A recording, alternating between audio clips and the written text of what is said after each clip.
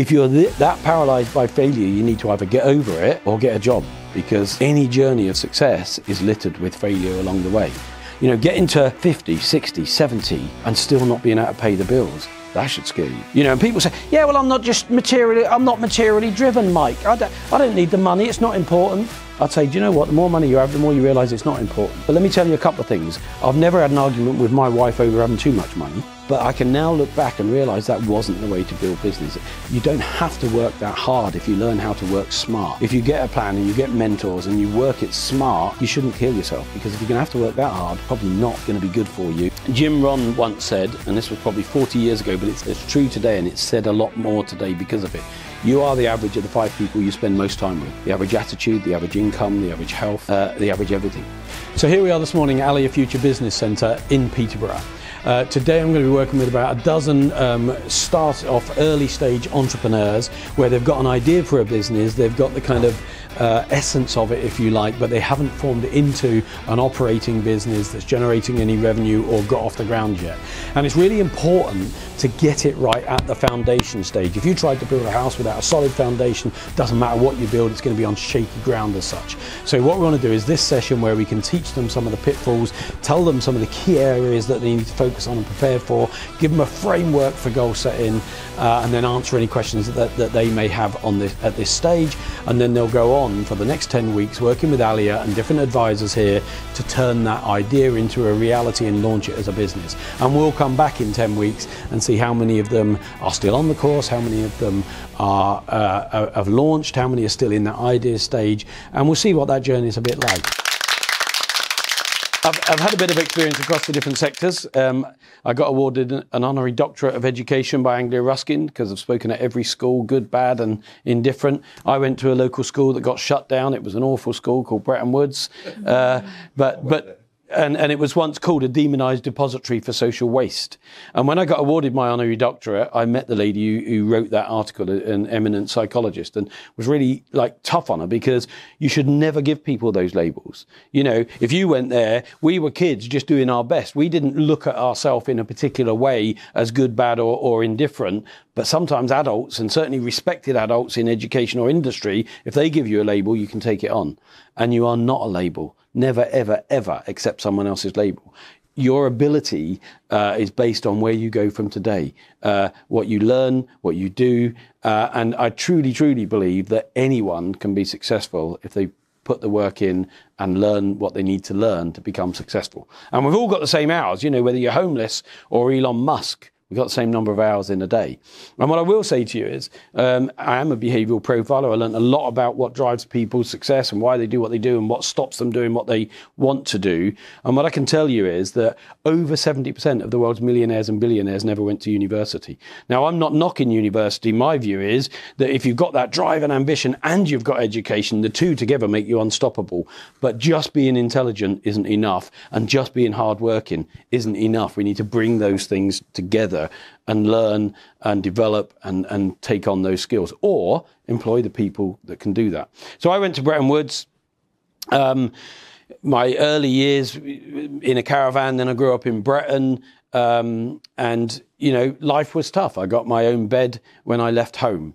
Bedroom when I left home. I got my own bed at the age of 11. I shared with 2 brothers up until then. So it certainly wasn't silver spoon, and that enables me to stand here and say, you can be anything you want to be. I built a business here, America, Australia, New Zealand, 14 European countries. And when they approached me for Secret Millionaire, I was in Australia at the time, and I'd got the email, and I'd never heard of it before, and it was because a friend was going to do it, and then he changed his mind. He had a bit of a wobble at the last minute. I said, let me have a look. I'll look on the internet and find out a bit about it.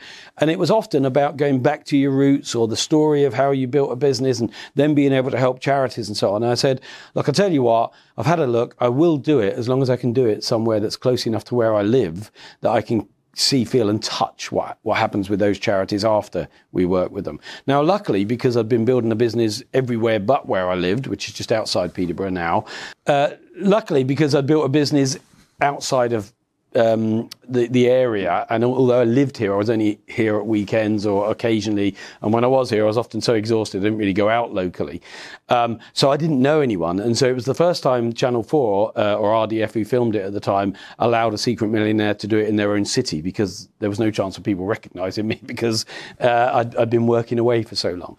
And that was really important to me, and I loved that experience. But after that, it made me sell my businesses, because I realised I was just running around too much. I had young kids. I wanted to spend more time with them. And I retired at 46, having sold my business, never need to work again. 9 months later, I was bored stiff. I was driving my wife crazy. I was driving my kids crazy. And I was missing business. And I realized that often we think, I'm going to do this to a certain age and then do nothing. Actually, you're at your best when you're striving to build and grow and do different things. And I do a lot of different things now, whether it's education. I helped, after I retired, I raised 100,000 for 100 charities in 100 days. And that taught me a lot about charity. You talked about a restaurant. You know, for the last 14 years, I've mentored Greg Wallace of MasterChef, and he's a great friend. And I've built businesses where I've been mentoring, whether it's companies, if you're doing a product like, I don't know, Red Bull, Coca-Cola, BP, Sainsbury's, Tesco's, all these companies, and some global brands and retailers as well. But nowadays, I try and keep as local as I can. I was entrepreneur in residence here for a while when it first opened, and I like to do startups. And in that, I had my own investment platform for a while and invested in lots of SEIS and EIS businesses. So what it taught me, from massive global multi-100 billion pound businesses down to people who have got the start of an idea but not even formulate it into a business, is what do they do wrong? What do they do that's right? How can you emulate people who have been successful in the past? And how can you make that work for you? And one of the specialisms that I developed over the last 20 years was one-page strategic mapping. And I'm going to give you all a copy of the book. I think I just got enough. A copy of my book. And it's a bit biographical, but across 10 chapters, it also teaches how do you build a strategy for success on one page. And the reason it's really important to be one page is one of my mentors, and in the 90s, he was charging about £18,000 a day to go into companies like British Telecom or BP and do corporate restructuring for them. And charging millions of pounds once he and his team had been there for a while. And he said, the problem is, Mike, because they pay millions of pounds, they want all this output, 20 folders of research and reports and analysis and recommendations. He said, so there's all these folders, but because it's in 20 folders, they're never going to read it. Because they're never going to read it, it's never going to get acted on. And if it's not acted on, it can't possibly be delivered. He said, sometimes I wish they'd let us do the 20 folders of thinking, but then put it onto one page. And so I said, I'm going to develop that. And he said, no, that's terrible consultancy, because one page they're not going to pay 5 or 6 million quid for. And I said, but it's the right thing. And so I developed a system. It's really simple. It's what's our current state? Where are we today? What's our future state? Where do we want to go? What areas do we need to work on to get from here to there? You know, that might be people, sales, marketing, product, promotion, and so on. And then what actions in each area will get us from where we are to where we want to be. Really simple, one page. And if it's on one page, it will be read. And if it is read regularly, it's more likely to be acted on. And if it's acted on, it's more likely to be delivered. The biggest reason most people fail is not because they don't know where they want to go or what they want to do. It's because they don't have a plan that they regularly look at and goals they stick to. So on the basis you're in the room, you're all entrepreneurs or want to be or have been and are now setting off on this new journey. The thing that often is said that's the best thing about entrepreneurs is they see opportunity in everything. You know, literally, you could be sitting here and thinking, this chair's a bit uncomfortable. If I redesigned this chair, I would do this. Or this coffee cup isn't very, very easy to handle. I would do that. We're constantly thinking of new ideas for this, that, and the other. That's the best thing about entrepreneurs. But you know what? It's also the worst thing about entrepreneurs, because we're setting off and we're going to open a restaurant, or we're going to do an education business, or open a garage, and then it gets tough. And the minute it gets tough and someone says, have you heard about ChatGPT? Oh, that looks interesting. I'm going to go over there. Have you seen Bitcoin? Oh, that looks good. I'm going to go over here. Are you into property? Oh, that. And we're constantly moving away from sticking to our plan. And, you know, it's a bit like a sat-nav. To me, that future state that we work towards is like a sat-nav of where do I want to be? And we need to be really specific when setting those goals. You know, often people say, I just want to be successful. Yeah, but what does that mean? Well, I want to earn more money. Well, £1 more than you earned last year is more money. Or I want to create a product. But what product? In what sector? And people are so vague. Firstly, we need to get that goal set, smart, specific, measurable, attainable, relevant, and timed. And if we can get that smart goal, that's then like putting a postcode into a sat-nav. Did anyone use the sat-nav the first time they came to these offices? And it brought you right here, yeah? No. Okay, you got the wrong postcode. Okay, that's a bad example in that case. But often we put a postcode into a sat-nav and it will take us straight there. And from the minute we've put that in, we don't need to picture the whole journey. We just need to follow, take the next left, go straight across at the next roundabout, drive for 7 miles and then you turn in right. And we're only then having to look at the next step. Well, if we can get that similar kind of map where we've got a clear destination that we plugged in, we can start to then do the little steps and break it down. And we all know about conscious and subconscious. Has anyone ever heard of the creative subconscious? Well, you've got something called the creative subconscious. And that is often referred to in behavioral terms or psychology as the taxi driver. And it's referred to as a taxi driver because what's the first question the taxi driver asks when you get in the cab? Where do you want to go? Well, here we are in business, and often we haven't defined where we want to go. So we say, oh, success. Well, where's that? That's like getting in the cab and saying drive, or I want to go north. You know, are we going to Watford, mate? Are we going to Peterborough? Are we going to Edinburgh? Where are we going? Let's be more specific. And the more specific you can say to a taxi driver, even if you say the street, some of these streets are miles long. But if you say number 67, that road, their brains are amazing. And they work it out and they take you there. And you know, when you've got a clear plan like that, even if you hit a roadblock, they then just work a little diversion around that roadblock. Now, your creative subconscious works just like this. So if you say, oh, it's going to be really rough. Oh, I'll take you to that. Or I don't think anyone's going to buy my product. Oh, I'll make sure that's the case. Believe me, it is the most powerful thing. If we say, I'm going to fail, or what if no one wants it, or they might hate me, that's where he'll take us. It is like a taxi driver. It will get you to that destination, good, bad, or ugly. But the next question the taxi driver often wants to know is, when? You know, so if I said, I want to get to King's Cross train station, please, mate. And he'll then say, have you got a particular train? I'll say, yeah, I'm catching 12 o'clock. Now, he can immediately say, there's no chance you're going to hit that. Is there one after? Or I'll do my best. Or, yeah, no worries, we can get there. So we set our destination. In what time scale? We can do it in 1 year, 2 years, 3 years, 5 years. Okay. And then he assumes when you get in a taxi that you can pay the price.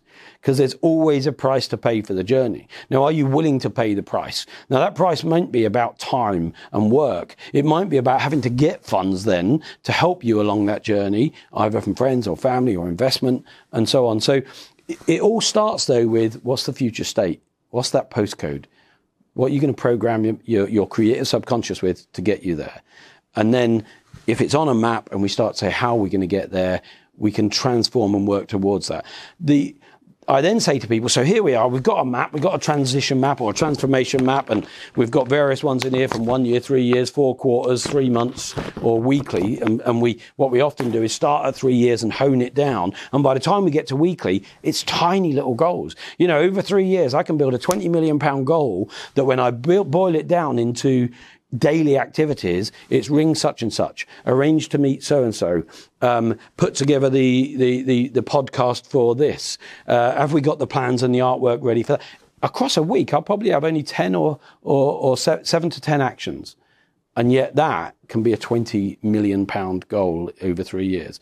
I've done it again and again and again, and I've helped thousands of people do it. I've helped homeless people with these maps. So where are they? They're homeless, they're on drugs, they haven't got a job, they're broken up with their family. Where do they want to be? They want a job, they want a home, they want to reconnect with their family.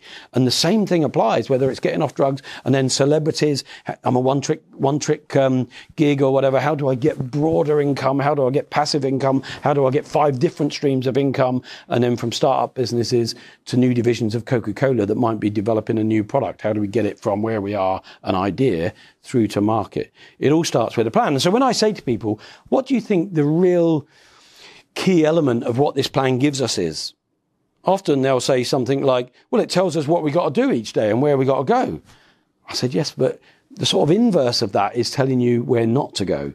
So let's say there's 500,000 roads in the UK. When you put a postcode into a sat-nav and it works it all out for the 20 roads you need to take on that journey, what it inadvertently is doing is stopping you from going on the 499,980 roads you don't need to go on. And we think, well, that's obvious. But then what happens is, in our business, we've got a goal, we've got a plan, and we think, oh, just going to look at Instagram. 45 minutes later, oh God, I've been stuck on Instagram for ages. Or I'm just going to watch this on Netflix. I'm tired. I'm going to do it. And the problem isn't that we don't know what to do or where to go. It's that we're not disciplined and focused. And so we're going on all these roads and all these diversions and all these distractions that are stopping us get there. And if you will just do today what others will not, I guarantee you can have tomorrow what others cannot.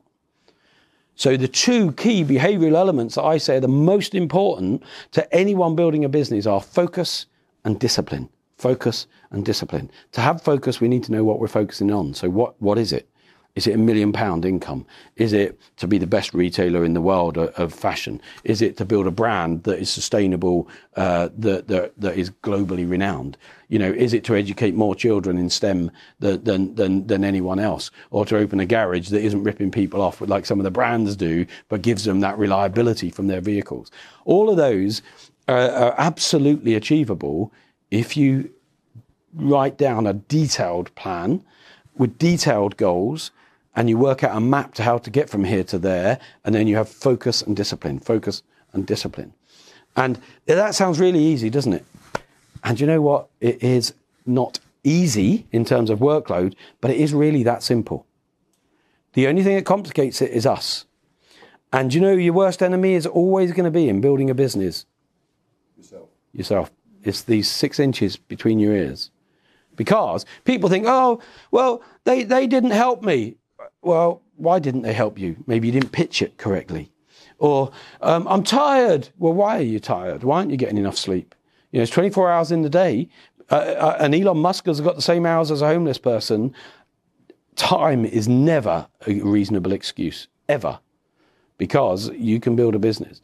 Well, I'm just not that capable. Well, if you watch a video by a guy called Nick Vujicic, Vuyicic, he's got no arms and no legs. He's one of the best speakers in the world and paid thousands and thousands of pounds to speak. He's a motivational speaker and he lives life. He properly lives life. I remember one of his stories watching it, and you literally his torso, and he's got what he calls his little chicken drumstick, a bit of a sort of leg here. And he says, my favourite thing is, he says, going on a water slide at a water park. He's got no arms or any legs, or legs. And he says, I get to the bottom, and then when I sort of bob up, I say, what happened? And he said, you see the look on people's faces, kind of thing. Because he doesn't look at his disability as something to hold him back. He's differently able. He is not disabled. And only he can let that hold him back. Only you can let the school you went to, the issues you're dealing with, your mum, your dad, your upbringing, your environment, if it stops you, it's because you've allowed it to. Okay, and you may have reasons, but what I will tell you is, and I've worked with thousands of entrepreneurs, the more challenges you've had, the stronger you'll be. So if I was speaking at a local school that was a bit rough, let's say, I'll often start and I'd say something like, if only you kids knew the foundation you've got is so strong that you can build anything on it. So if we think of building foundations, it's so solid because you've had a tough upbringing. You can build anything on this if you want to. And then I'd go to a school where it's £30,000 a year, and there are a lot locally. And I would start by saying something like, what an amazing school. What a great education you kids have got. But I truly wish you enough failure to be successful. Because the start they've had is often so protected and so underpinned that they haven't had enough failure to kind of take the hits yet. They haven't been bullied. They haven't had issues. They haven't had to worry about food. I often say the only reason I went to school was because it was the only cooked meal I got some days. And that made me go. And then I learned a little bit and I got drive. And I had people along the way. You get lucky. Someone says, you're going to be really good. I believe in you. You can do this. Why shouldn't you be successful? Other people have. Whether we look at Tesco's, that's Jack Cohen set that up. It was just a little delicatessen when he started it. It's not the big store of today. No big business started as a big business. They all start as an idea, just where you are today. And they put a plan together, and then they work that plan, and then they find other people that can help build that plan and build on that plan and grow that business, and then they become unstoppable. But it all starts with your head, because you will talk to yourself 1,000 times more than you talk to anyone else. Well, that's crazy. Of course we don't talk to ourselves. Of Of course you do. Let's say you were selling something, and often we ring someone up and we think, oh no, I won't ring them yet. It's like Monday morning, they'll be busy, so I'll ring them later. Oh no, they're probably having lunch now, I'll leave that. Or, I'm tired, I'm going to have something to eat. Oh God, it's 4 o'clock. Oh, well, they're probably busy towards the end of the day. Oh no, they're traveling. And we have all these conversations as to why it's a bad time to ring them or call them. And so we don't ring because we've already failed the sale in our head. When actually, all you needed to do was pick up the phone and say, hi, my name's such and such, and launch into that. Any chance we can get a coffee? Or have you heard about this? Or I'd love to run an idea that I've got by you. People's failure to act affects them, but their failure to act is often driven out of their own conversation that convinced them that that action would be a failure. And that's why I called this Failure Breeds Success, because even against advice, they said, don't put failure in the title of a book. I wrote this 11 years ago now. You can't put failure in a book. And I said, why? We all fail our way to success. When you first learned to walk, you got up, fell down, got up, fell down, got up, fell down, got up, fell down. You didn't think, oh, stuff this, I'm clearly not meant to walk. Your desire to walk was so high that you kept on, you kept on, you kept on. And then when you made your first steps, you were given recognition. Oh, well done, fantastic. So I want to do it more because I'm getting recognition for this. So if you just keep on and then you get some recognition, that drives you to keep on. You know, whether it's computer games, the first score you get on it is rubbish and you get killed. But your mates are getting better scores, so you want to get better scores. Or riding a BMX bike when all your mates are doing that and you want to do more tricks than them. All these things, it's failure, failure, failure that gets us there. And yet as we get older, sometimes we're so scared of failure that we don't even try. And if you're that paralyzed by failure, you need to either get over it or get a job, because any journey of success is littered with failure along the way. Now, that doesn't mean you're ever a failure. Failure is a part of success. It's not the opposite to success. It's just a part of the journey. It's something we go through on our way to success, and it makes us stronger. And every next failure makes us stronger. And it teaches us what not to do. And it teaches us why most people give up. I mean, growing up, little things like if I'd come home crying, my mum would say, what's the matter? I'd say, so-and-so beat me up. And she'd say, did you hit him back? And I'd say, no. And she'd clip me around the ear and say, next time, fight back. And so I'd say that to my girls, and my wife would say, you're not allowed to fight anymore, Mike. It's not, you know, they'll get in trouble for that. I say, okay, we'll do it when no one's looking. No, but the point is, and I'm not condoning any of that, there's a different way to do it. And I learned as I got older that you're more powerful with your words than you are your hands. And actually this just leads to like bad. And I can do more with my brain than I can my body in terms of being violent and so on. And but along the way, I was learning that because we were poor, we were picked on, okay? And so I didn't want to be poor anymore, okay? Because my mum would work all night, you know, she'd be looking after us kids all day, and then I'd hear the sewing machine whir through the evening. She did what was called piecework. They'd drop the materials off, and she'd work on it. I think, does that woman ever sleep, kind of thing? But she had to work so hard, and yet we still couldn't afford to eat properly. And so I didn't want to be poor. I didn't want to go without food. I wanted to look after my mum. And, you know, often we talk about motivation. I'm just not feeling motivated. If I could get motivated, I'd do it. Do you know that 70% of all motivation is negative? We are more driven by what we don't want than we're pulled by what we do want. Because let's just say we say, oh, I'm going to work really hard. I want to get a Bentley or something. And we have a really tough week or month. We sort of say, I don't really need a Bentley. You know, my old Skoda's fine. You know, there's nothing wrong with it. And we forgive ourselves. But if we're doing it because I want my mum not to have to keep working and she's 70 years old, that is a negative, but that will drive me more. Or I don't want my kids to go without. That will drive me more. So often people are looking for this positive motivation. And if you look at the word motivation, it really breaks down into what's your motive for action. And if you understand your motive for action, and that's negative, often we're pushed by our fears more than we're pulled by our dreams. And so find things that scare you. You know, get into 50, 60, 70 and still not being able to pay the bills. That should scare you.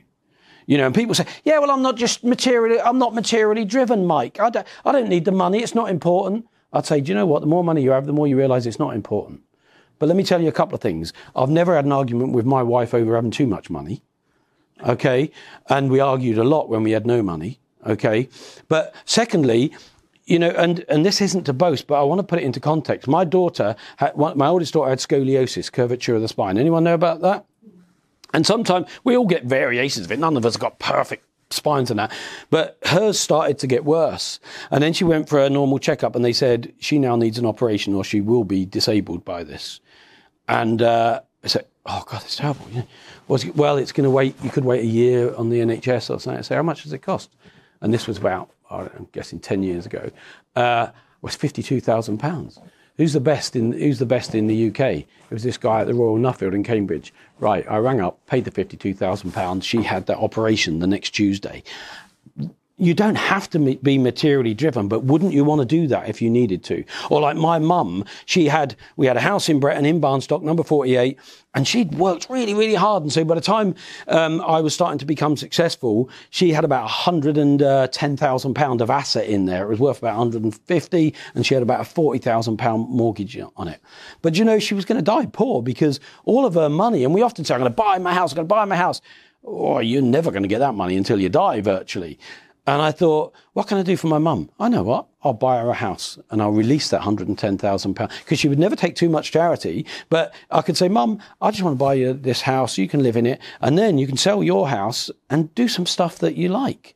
You know, that's £110,000. You can go on a holiday. Do you know what she did? She took all the grandchildren on holiday because that was her drive, to take them on holiday. And then I'd go around and she'd have these sausages from QD and Orton, and I look at them and they're like 11% meat. I said, these ain't sausages, Mum, they're bloody cardboard. That's not meat in there. And she said, I like them. I said, no, you should get some nice stuff now, Mum. And she never would because she couldn't bring herself to spend money, but at least she didn't have to worry about money anymore. That'll motivate you. So find your reason why, because one of the biggest things when we're setting that future state, it's easy to say, I want to do £1 million turnover, I want to make £1 million, I want a big house in the country, I want to set up a charity, whatever it is. And you're getting up. I was grey in my 20s, I had ulcers in my 20s, and they say that often we give up our health to gain our wealth, but then we spend most of our wealth to gain back our health, kind of thing. But I was just working stupid hours, like 20 hours a day I was working. I would do anything to be successful and to be the one who could change my family's, my whole name's future, if you like. But I was killing myself doing it. And I was literally getting 4 hours sleep, and then I think I can't cope on 4 hours sleep. I would be taking 5 Red Bulls and then having a drink at night to get calm and all that. And I knew that wasn't sustainable. But during the day, when I was building that, I'd be thinking, well, I've got a train journey, that's 46 minutes. I could probably get 30 minutes sleep in that journey. And between that meeting I've got in Clerkenwell and Hammersmith, that'll be 40 minutes. I can probably get half an hour sleep in that. And I would try to piece together 6 or 7 hours. But I can now look back and realise that wasn't the way to build business. You don't have to work that hard if you learn how to work smart. If you get a plan and you get mentors and you work it smart, you shouldn't kill yourself, because if you're going to have to work that hard, it's probably not going to be good for you, and then you might not see your kids. And that's why when I did Secret Millionaire, I was all over the world. You know, one month I was in 19 different countries doing a pan-European tour, doing different things. And you know, when I was at home, I was fully engaged with my girls, and you know, because I was intense in everything I did, but I wasn't at home enough. And so then I realised, actually, Secret Millionaire made me realise I just need to be at home more. And I gave it up. And ever since then, I build business differently, more sustainably, if you like, so that we can say, am I going to have my health still when I do this? Are my kids going to have a relationship with me? I bought a business off a guy once, and he suddenly had all the time, and he moved from London to Lanzarote, and he said to his wife, great, it's going to be really good, isn't it? We're going to retire now. And she said, Jeff, you've ignored me for 37 years. I hope you're not listening, Jeff, but I love you if you are. You ignored me for 37 years, and now you want me to be here every minute of every day. I love what I do. She was an amazing nutritional therapist, and she'd built that business because he was busy doing his, and she did it because she loved helping people, making them better. And so suddenly it's like, oh, she don't want to be with me. And then he hadn't seen much of his daughter, but he was there right in her face. Come on, we'll go shopping, we'll do it. And it's like, oh, Dad, you're a bit intense. You know, I want to get to know you more, but you've gone from nothing to like fully in my face. We need to take some time. And, you know, I didn't want to, the more I realised and saw that, I wanted to build relationships with my kids by being there more, by helping them when they needed help, by letting them go through some challenges and not helping them sometimes when they needed to go through challenges. And there's all of that. But, yeah. Any questions? Jim Rohn once said, and this was probably 40 years ago, but it's true today, and it's said a lot more today because of it. You are the average of the 5 people you spend most time with. The average attitude, the average income, the average health, the average everything. The 5 people you spend most time with is going to be your life. And therefore, if you're around people who are doing drugs, you're going to be a drug taker eventually, or you're going to be under pressure to. If you're around people that are doing crime, if you're around people that are happy to settle at this level in life, and so on. And it was a hard one for me at first, because what I thought is, yeah, but I love them. They're my family. I want to do this. I want to do that. You know, I had a sister who got 9 years for stabbing a guy and went to prison. I had a brother who was a street fighter and used to arrange a lot of illegal raves and all this lot. And I loved them. I still love them. But what I realised is I needed to have association with people who were going to raise me differently. And when my sister came out of prison, who was the person that could help her to get the deposit, to get the house that she wanted, and give her a little bit to help her each month? Nobody else could be there, but I could. So stepping back a little bit from all of that was going on in my family for a couple of years, I will do today what others will not, so I can live tomorrow as others cannot. That power of association is so powerful. If you stay around people that are happy at this level, you will never be at that level. If you spend time with people around that are at this level, you've got a much more chance of learning what they do to be there, learning how they manage that, you know, getting some advice off them when things go wrong. Power of association is massive. And as a behavioural profiler, are people, family, friends, neighbours holding you back? They're not doing it from any bad intent, but sometimes subconsciously even, their fear is that you're going to rise up and you're going to leave them. So they hold you down. It's like crabs in a bucket. Whenever one tries to get out, they pull it back. You know, they want you to do well, but not so well that you leave them behind or make them feel insignificant. They don't even realise it. It's quite subconscious. And, you know, a mate of mine owns a big national building company, and he used to do this apprentice program, and he had a young apprentice on there who was doing so well. It was David Cameron's apprenticeship campaign, so much so that David Cameron came along, shook his hand, there's a nice little photo and everything else. And then one day the guy didn't come in, and this friend said, "Where's so-and-so?" To his site form. He said, "We haven't seen him for a couple of weeks." "Well, what's happened?" "I don't know. We can't get hold of him. He's not answering his phone." He said, "Well, get your ass round to his house and see what's up." He was great. He was doing well. I could see him as one of tomorrow's leaders. So they went round the house, knocked on the apartment, in London, knocked on the door. And the mother came to the door and said, "What do you want?" And he said, "Oh, we're after, let's call him Billy. We're after Billy. We haven't seen him for a little while. He's not coming to work anymore." I said, "Well, why? He was doing really good. He wakes us all up. He's getting up too early in the morning and he's affecting our sleep. So we don't want him coming anymore." You know, was that real hatred? Was it love? It was their mentality from where the world they could see, but they were willing to steal his future selfishly, not necessarily realising even they were being selfish. But luckily, the guy who I'm talking about, his business was big enough that they got that guy a flat and they helped him be on his own, so he wasn't disturbing his family and he could build his career and grow. But that's about association. Luckily, someone at this level, in terms of influence, had seen the ability and value of that person and gave him a hand up. And it's really important, as you do well, to help other people come up. You know, so for me, whether it's helping charities or coming along to events like this and giving up my time to say, if I can do it, and trust me, if I could do it, you could do it. There's no one here who can't do everything they want to do if they're willing to set a plan, set some goals, make those goals smart, break that down into actions that are going to help you get towards that goal, and then have focus and discipline to get you there. There's some great questions coming out here today. And at any point in time, I mentor 40 to 50 businesses one-to-one. So I'll go straight from here to 2 mentoring sessions I've got today and some other stuff in between. And these are the sort of things that often come up. Now, if you want to build a business like this, you can do that with average people. But, you know, I'm often blunt and I never try to shock Ian, but sometimes I will. Average is the bottom of the top of the bottom, the cream of the crap. Who the hell wants to be average? We want to be exceptional. We want to build great businesses. And if you're happy with a business that grows like that, then you can have average people or maybe even people that aren't very good. But winning teams only have the best players. And the key word in that is only. Winning teams only have the best players. So if you look at someone like Cristiano Ronaldo, you know, whatever he is, £30 million player, one of the best footballers in the world, he might be the best footballer in the world. But if he isn't going to play with the team, then he's no good for the team and they'll cut him loose. They only have the best players that can play as a part of the team. Now, the minute you say, well, they're good, the enemy of the best is the good. We get rid of bad stuff, but, oh, they're all right, they're quite good. They're not the best. If you want to build a business at scale and you want to build it quickly, you need to find the best people. And that means sometimes not employing family. That means sometimes saying, look, you're a great person, there's nothing wrong with you, but it's not going to work out. And let them go, cut them loose. Part of it is being, if you think of the king of the jungle, the lion kind of thing, if you like, the beast of the jungle. I love the saying that everyone wants to be the beast until they need to do what the beast needs to do. Sometimes that lion has got to decide to rip the throat out of a gazelle to feed his pride.